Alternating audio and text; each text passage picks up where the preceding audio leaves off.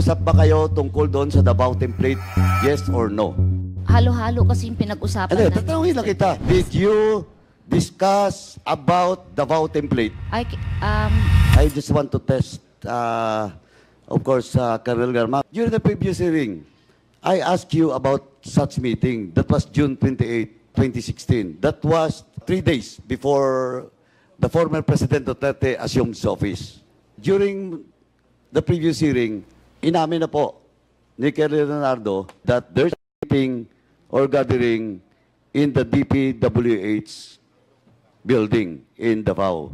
Now, do you confirm, ma'am, that there is a meeting for ito, specific, class 96 ang 97?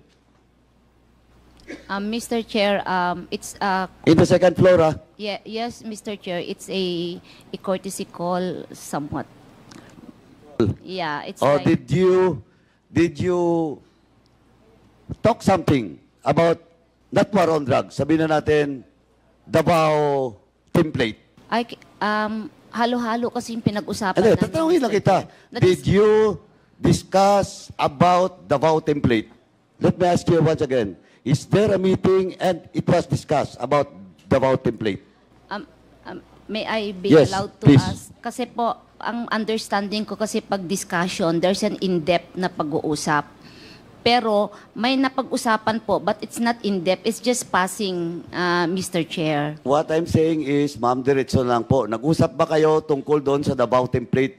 Yes or no? Napag-usapan din po. Napag-usapan. Colonel Leonardo, napag-usapan niyo ba doon sa 96 yung Davao template? Yes or no? Mr. Chair, hindi ko po ma-recall yung Nako. Davao template. Pero mga... Oh, anyway, usap yan po na kami. naman, ha? Yan na naman, okay.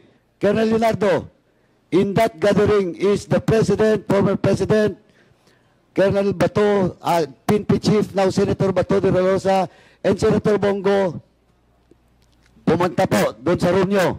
Yes or no? Sir, ang naalala ko, nag-courtesy call po kami. Hindi, tanong ko kung pumunta sa room nyo. Lumabas po kami sa corridor. Then we met The whole 96. Senator Bongo during that time.